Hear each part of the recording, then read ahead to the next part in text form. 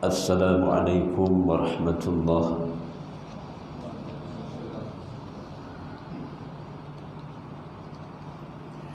InsyaAllah pada malam ini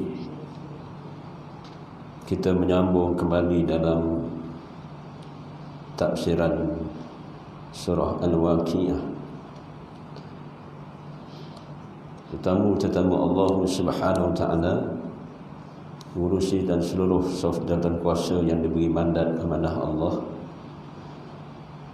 muslimin yang hadir, muslimat yang di alam maya, di alam gaib. Mudah-mudahan pertemuan pada malam ini insya-Allah kita guna pakai sebaiknya untuk menelaah ilmu wahyi daripada Allah Subhanahu wa taala. Bagi yang ada kitab, sila buka muka surat 45. Kita kembali flashback membaca pada ayat yang ke-21.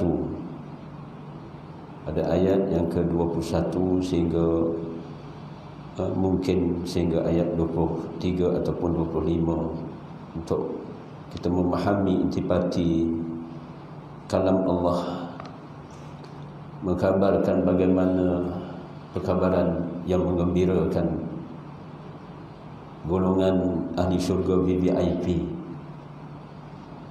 Saya baca dahulu, kemudian yang hadir ini ikut dalam surah Al-Waqiah pada ayat yang ke-15. Baik, pada ayat yang ke-21. Ayat yang ke-21.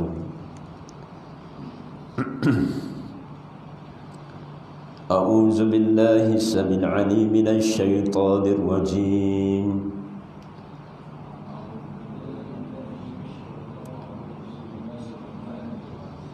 Bismillahirrahmanirrahim.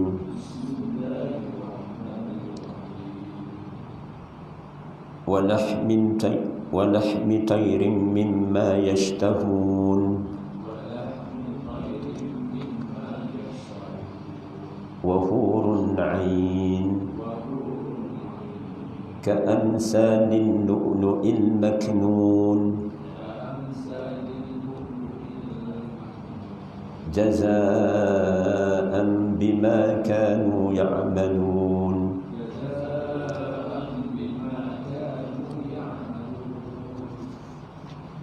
Mafhum ayat dalam surah Al-Waqiah pada ayat yang ke-21 hinggalah ayat ke-24. Allah Subhanahu wa taala menyatakan tambahan nikmat daripada kurniaan Allah di dalam syurga yang penuh kenikmatan. Mafhum ayat pada ayat ke-21 serta daging burung daripada jenis-jenis yang mereka ingini, dan yakni mereka dilayani bidadari yang cantik rupa parasnya, seumpama mutiara yang tersimpan dengan sebaik-baiknya, sebagai balasan bagi yakni amalan-amalan baik, amalan soleh yang mereka telah kerjakan. Sadaqallahul azim. Allahumma arhamna bil Qur'an waj'alhu lana imaman wa nuran wa hudan wa rahmah. La hawla wa la quwwata illa billah. Allahumma aftah alaina hikmataka wa anshur alaina min hazahin rahmatika ya arhamar rahimin. Inna lillahi wa inna ilaihi raji'un. Wa sallallahu ala Muhammadin nabiyyi ummi wa ala alihi wa sallam walhamdulillah. Pada malam ini kita diberi khabar gembira, basyirah, bagaimana kenikmatan yang ketujuh. Pada muka surat yang ke-53 kita lihat nikmat yang ketujuh. Wa lahmi tayrin mimma yashtahun. iaitu daging yang Allah Subhanahu wa ta'ala berikan kepada mereka yang akan muncul di tangan mereka. Mereka ni siapa? Flashback balik, mereka ini golongan VVIP yang disebut sebagai golongan Al-Muqarrabun. Kita sedikit sebanyak telah hadam sebelum ini siapakah golongan Al-Muqarrabun itu. Maka pada malam ini dibentangkan kenikmatan yang ketujuh. Sebelum ketujuh, iaitu kenikmatan yang keenam, tentang buah-buahan yang Allah telah kurniakan kepada golongan Al-Muqarrabun ini di dalam syurga Allah. Dan sebelum kita menghalusi perkara ini tentang daging yang telah Allah berikan, daging burung,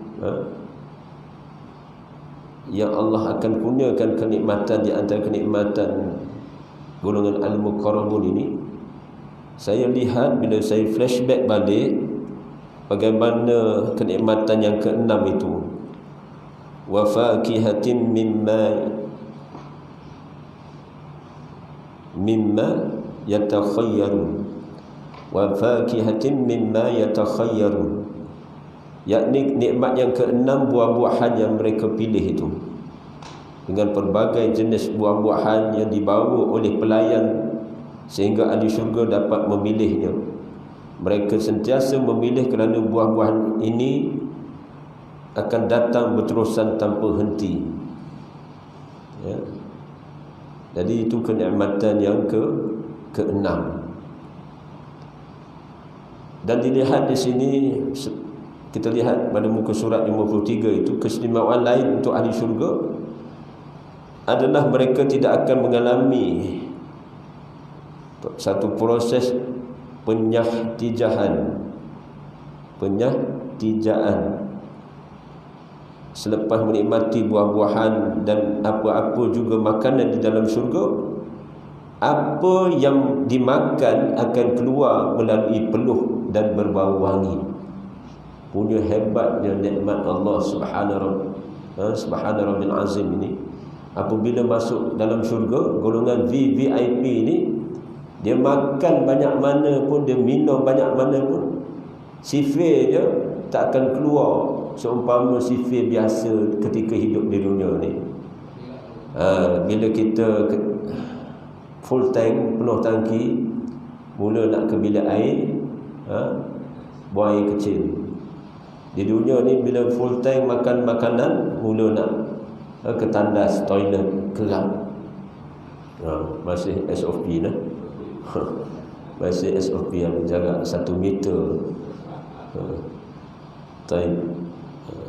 Ingatkan PKPP ni nampak akan ada dah pemulihan ni dah. Nampak gaya kena tambah lagi mungkin.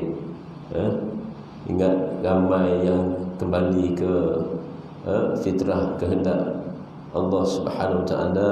Bila Allah tentukan qadar musibah ataupun bala seumpama coronavirus ni, sepatutnya dah bila dah bendera putih dah terangkat, sepatutnya masjid ataupun surau ini kita akan lihat penambahbaikan, termasuklah dalam mana-mana majlis ilmu. Jadi boleh kita lihat dengan mata kepala kita sendiri bagaimana hikmah yang setengah orang akan ambil sebaiknya, segelintir ataupun majoritinya akan mengambil cara dimensi ataupun persepsi pemikiran masing-masing lah. Tapi sebenarnya bila masjid dan surau ataupun madrasah, seumpama madrasah Taufik ini dibuka, sepatutnya berbondong-bondong lah, berbondong-bondong ataupun setidaknya memenuhi ruang yang ada ni. Kerana apa? Had semita tu dah dijarakkan. Jadi bila had semita dijarakkan, sepatutnya boleh memenuhi ruang dewan solat ini. Sepatutnya lah. Sebenarnya di mana-mana tempat pun begitulah lebih kurang. Tolak campur jadi inna lillahi wa inna ilaihi raji'un. Baik. Nikmat yang ketujuh ini iaitu daging yang telah Allah berikan mereka akan muncul di tangan mereka. Daging burung ini sememangnya mempunyai rasa yang amat sedap, dan didatangkan dalil daripada Anas bin Malik menyatakan, mafhum hadis menyatakan sesungguhnya burung syurga itu besarnya seumpama unta. Burung-burung itu terbang dengan bebasnya di pohon-pohon syurga. Lalu Abu Bakar As-Siddiq berkata, ya Rasulullah, burung-burung syurga itu benar-benar burung yang hidup senang? Maka Rasulullah sallallahu alaihi wasallam bersabda, orang yang memakannya berasa lebih senang daripadanya. Dan Rasulullah SAW mengungkapnya sebanyak 3 kali, iaitu apabila ditanya oleh Abu Bakar As-Siddiq tentang keadaan burung yang digambarkan Rasulullah, iaitu burung dalam keadaan berterbangan ke sana kemari, kemudian hinggap, kemudian mereka dalam keadaan yang tenang. Burung pun tenang, kata Abu Bakar As-Siddiq. Apakah demikian keadaannya? Maka Rasulullah SAW menyatakan, hatta orang yang memakannya, yakni penduduk syurga Allah, golongan al-muqarrabun ini, mereka kelihatan lebih senang daripada keadaan burung tu.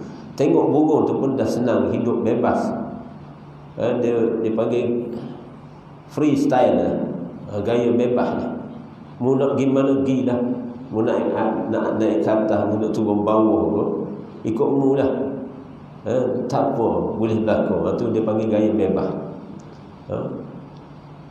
Tapi nak disebut, Rasulullah sendiri khabarkan, orang yang memakan burung itu pun lagi bebas, lagi freestyle, maknanya gaya hidup mereka bebas.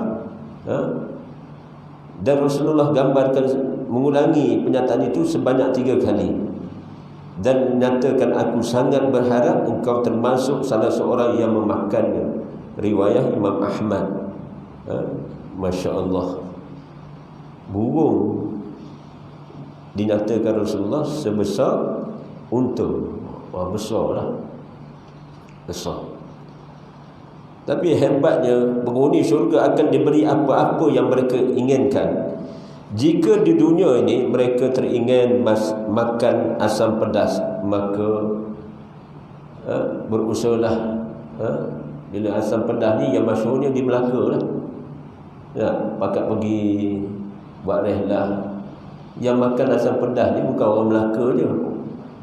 Kita lihat pada hari apa, public holiday, rupanya orang Selangor, orang daripada KL sana, orang KL sana, orang KL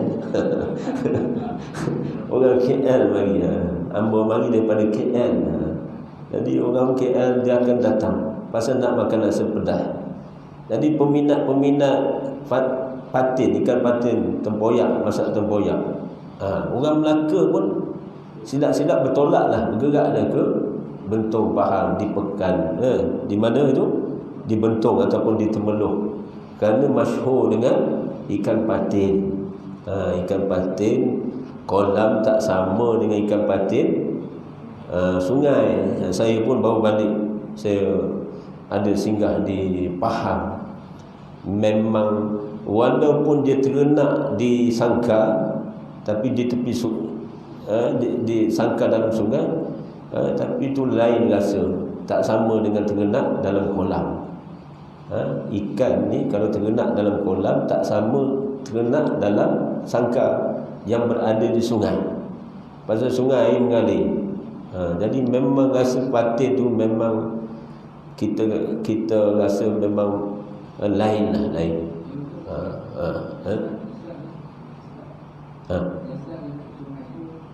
Yang sedapnya ikan sungai yang ternak dalam sungai. Pasal kolam ni dia beku air dia tak mengalir.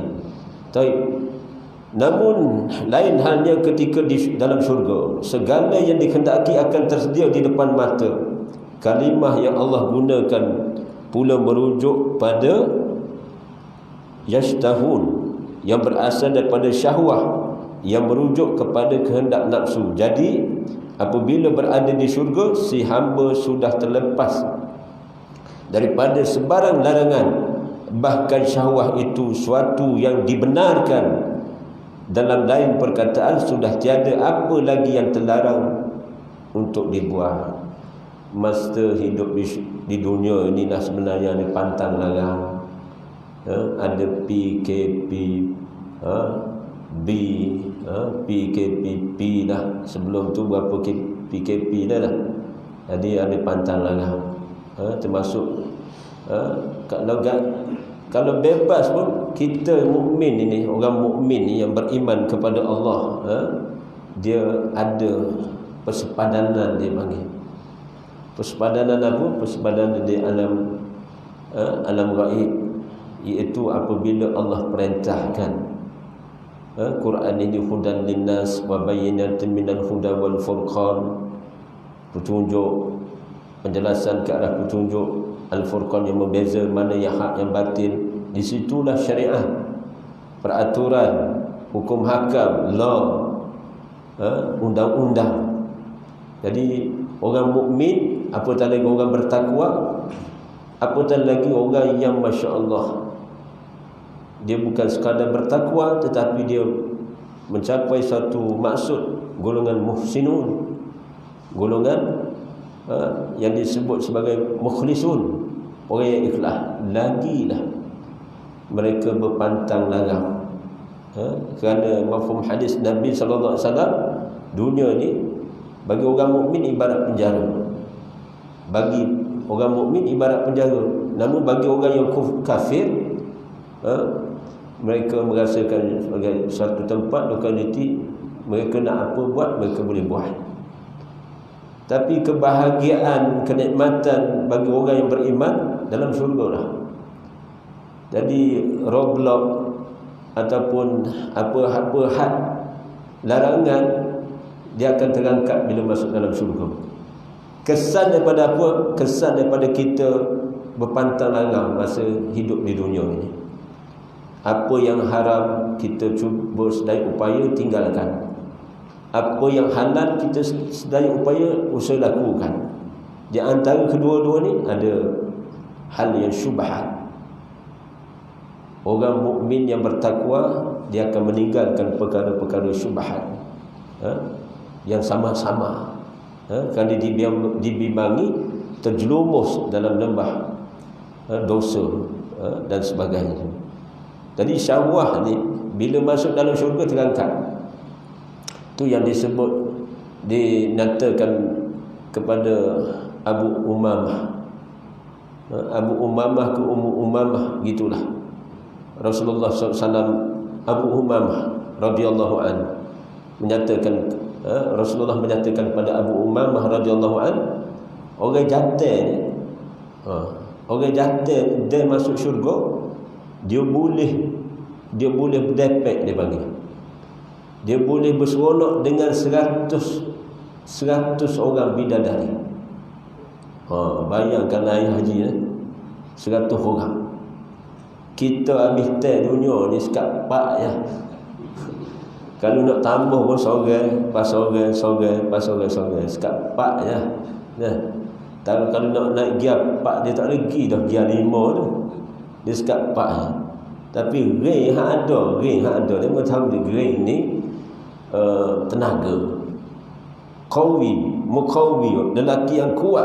Bila masuk syurga ni jadi pemuda terang tantang, maknanya dia punya tenaga tu boleh menyantuni, meraihkan. Cuma tak disebut berapa ketika, berapa tempoh. Tapi dia boleh sekali jalan. Kalau demo nak gomo, pas gomo. Ambo kecek gini, sedap sikit pasal orang tak berapa faham kan. Kalau ambo kecek terang, dia jadi orang faham, jadi gapo ni yo ustaz ni royak ni. Tapi hamba sangka maknanya dia memfaham lah kau. Boleh kecek Kelantan ni pasal baru balik Kelantan. Baru singgah ni sebelum nak balik ni mana singgah. Mana? Ayah kita.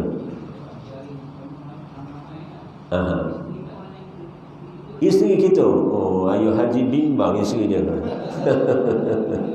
Subhanallah. Untuk para isteri muslimat semua yang menyaksikan rakaman live ataupun rakaman pada malam ini, don't worry. Orang Kelantan panggil don't worry. Jangan bimbang. Orang Tino kita tu sekiranya Allah redha dan dia masuk syurga, berjumpa, dia masuk syurga, sama ada dia dahulu ataupun dia kemudian, kita dahulu ataupun kita kemudian, insya-Allah akan ketemu juga. Punya hebatnya para isteri ni akan dirupa paraskan. Tapi syaratnya Allah redha. Allah redha dia sebagai isteri yang salihah, isteri yang baik, taat Allah, taat Rasulullah, taat suami. 3 syarat ni, insya-Allah Allah redha. Bila Allah redha, dia akan dirupa paraskan lebih cantik daripada bidadari-bidadari yang ada. Hebat lagi, dia tak ada jealous, dia tak cemburu. Dia tak cemburu. Pasal ada gambaran dalam hadis Nabi sallallahu alaihi wasallam, ada buai yang dinaiki oleh para isteri. Orang Tino kita tu jadi salah seorang di antara yang menaiki buai. Kalau lelaki yang berkahwin 1, hatta 2 atau 3 atau 4, dia akan naik sekali buai. Lepas tu yang tukang hayak buai tu pula bidadari. Lepas tu dia nyanyi satu lagu nasyid, ramai-ramai tu. Kamilah, maknanya isteri yang akan menyenangkan suami kami. Dia ada lagu dia lah, cuma hamba tak ada nak hafal kau tu. Lagu dia tu, dia ada satu lagu. Jadi dia buai sambil naik buai, cerita Piramli kan, bila lagu orang lama naik buai itu jadi seronok lah. Subhanallah. Jadi never mind, bagi para semua para isteri semua, jangan bimbang, la tahzan. Jangan bimbang, dia, kita tak boleh lari daripada dia.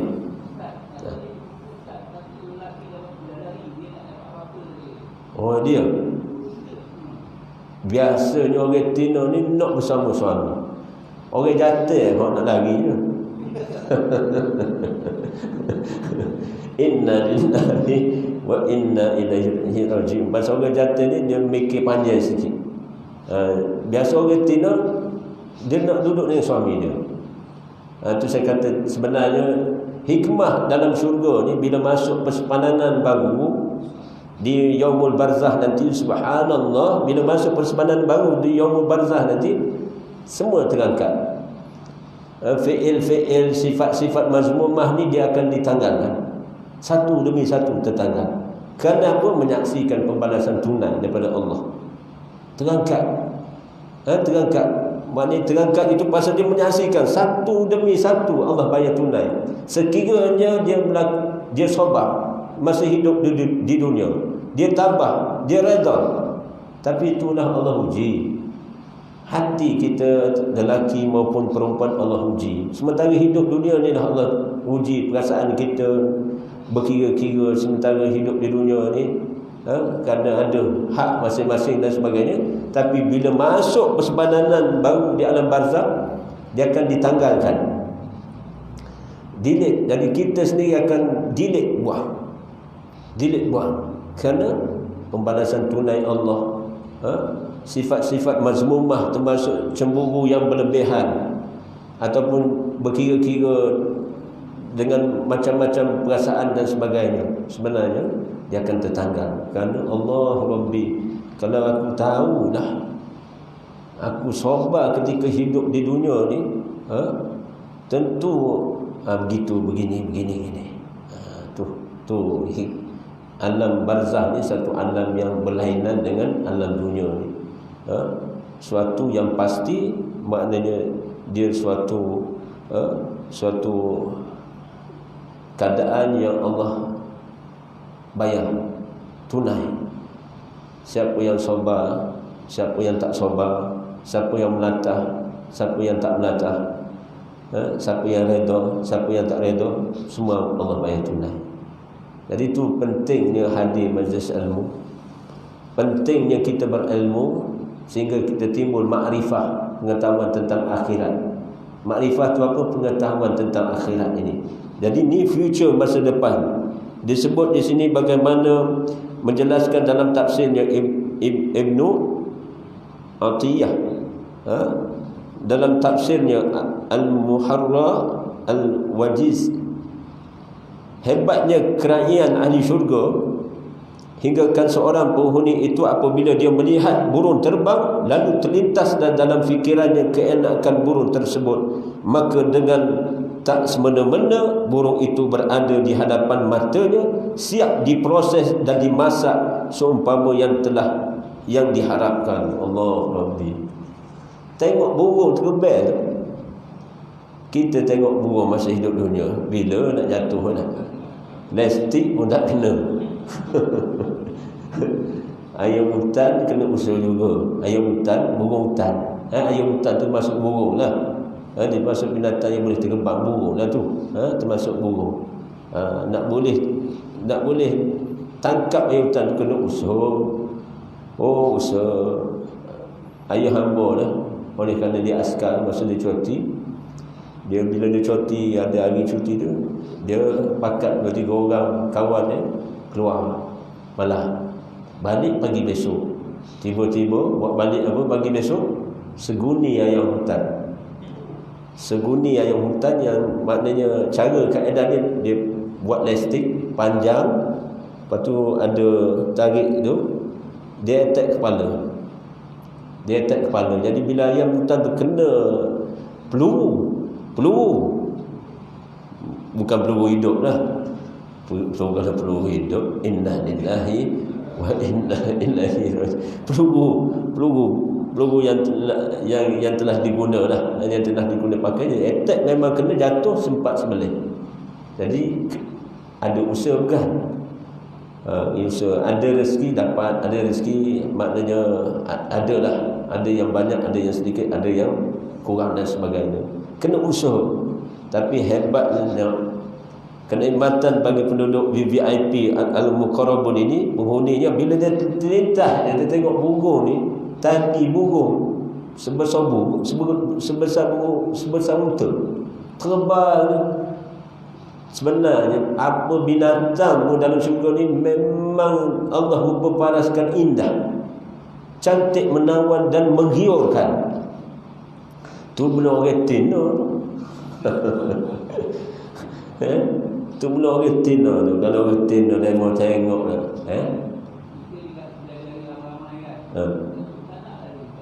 Apa dia?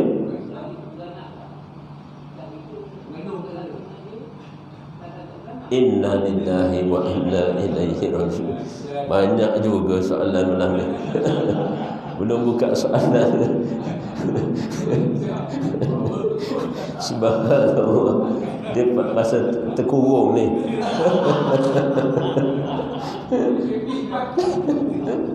Subhanallah. Tak apa, kita layan. Bagus.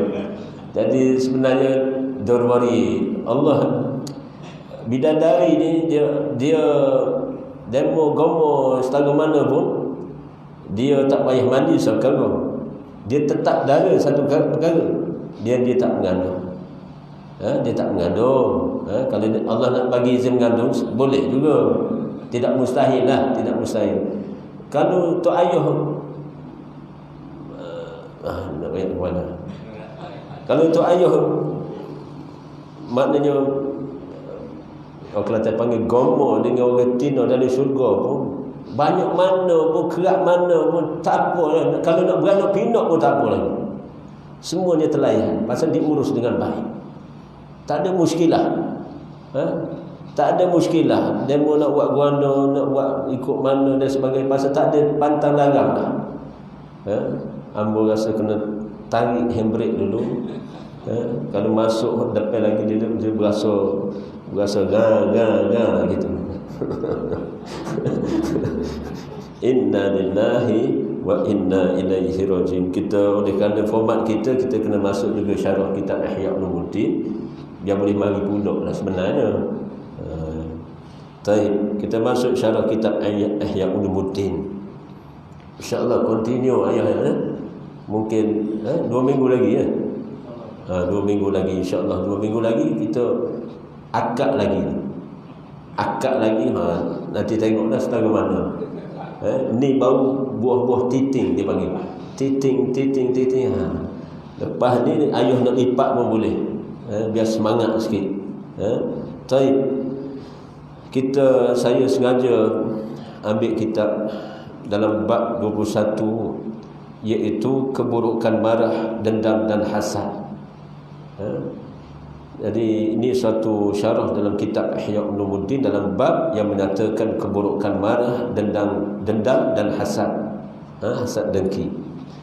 Dinyatakan marah itu sebenarnya adalah nyalaan api yang bersumberkan daripada api Allah Subhanahu Wa Taala yang menyala berkobar-kobar serta menjulang tinggi sehingga naik ke ulu hati. Ini bahasa kita.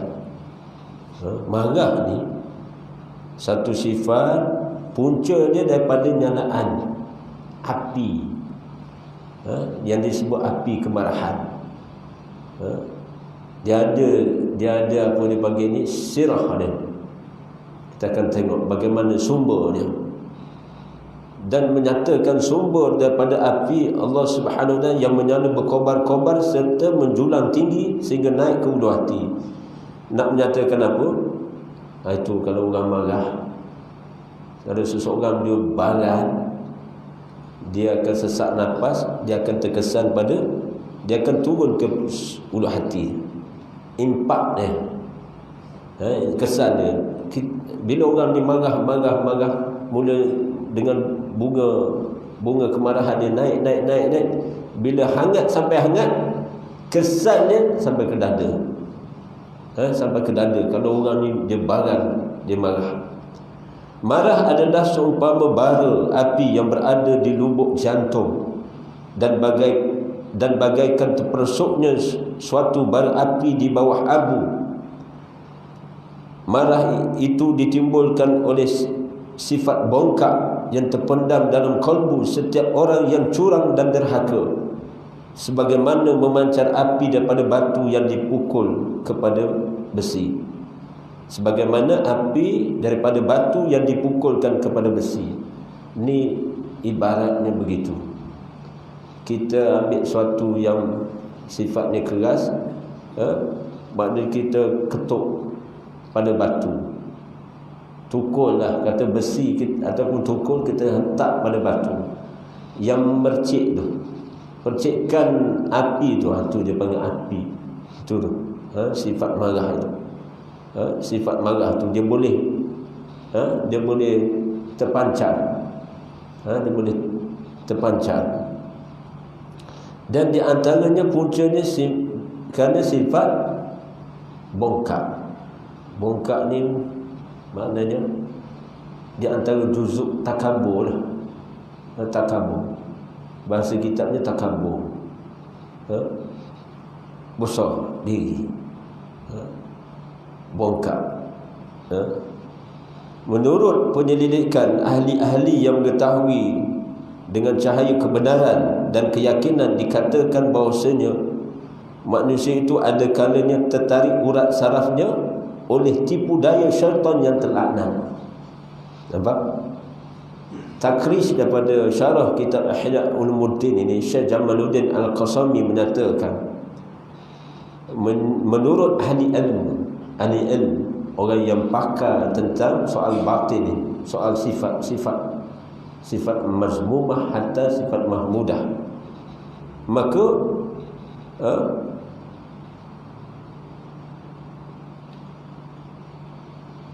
punca kemarahan itu kerana apa? Ditarik ataupun ditipu daya oleh pengaruh syaitaniah. Ditarik ataupun diperdaya oleh pengaruh syaitaniah. Oleh sebab itu, barang siapa yang dipengaruhi oleh api kemarahan, artinya telah berlaku hubungan dengan pengaruh syaitan. Tu kita ambil dalil bagaimana dua orang sahabat, dua orang lelaki bergaduh di hadapan Nabi sallallahu alaihi wasallam.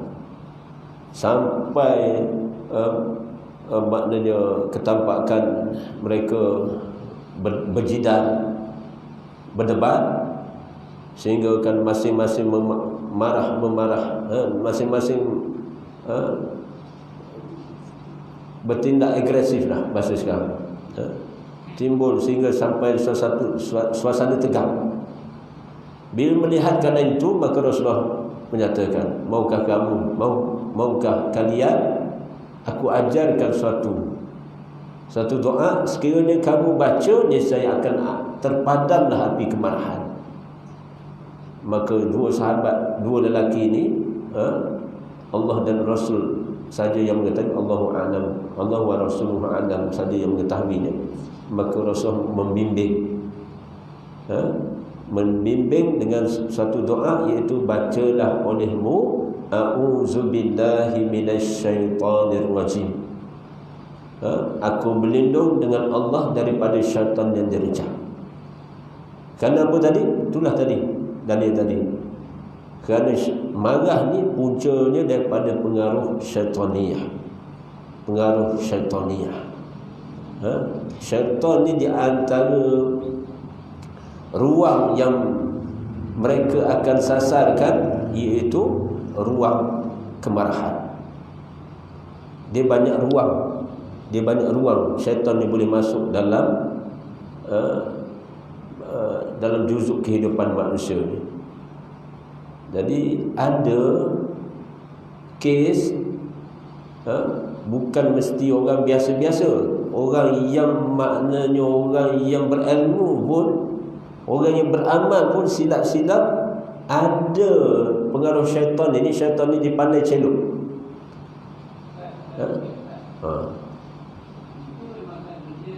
Baik. Orang cakap buat marah kita. Kita tak ada apa-apa. Baik. Itu satu hal lah. Sebenarnya nak menguji kesabaran kita.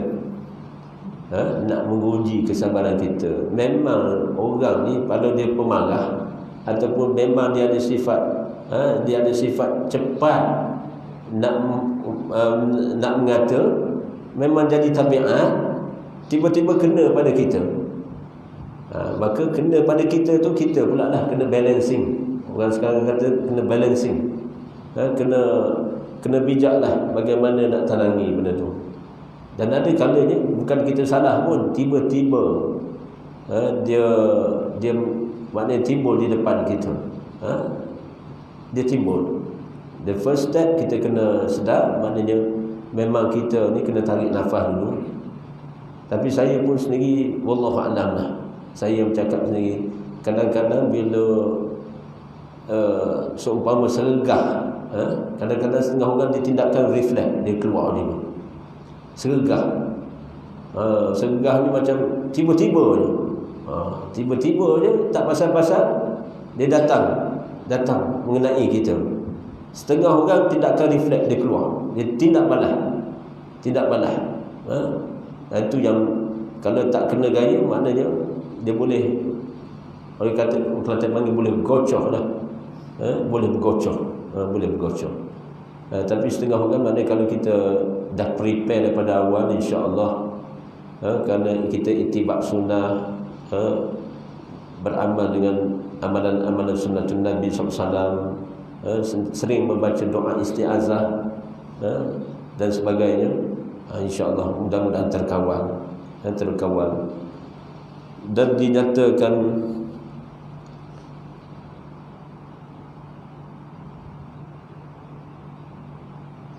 bagaimana dalam surah Al-A'raf, ayat yang ke-12, qala ana khairum minhu khalaqtani min nar wa khalaqtahu min tin. Bagaimana iblis menyatakan aku ni lebih baik daripada Adam. Dalam surah Al-A'raf pada ayat yang ke-12, mafhum ayat itu, aku, kata iblis, lebih baik daripada Adam. Engkau yakni wahai Allah, wahai Tuhan, jadikan aku daripada api, sedangkan dia, yakni Adam, engkau jadikan daripada tanah. Ini ungkitan iblis laknatullah di hadapan Allah.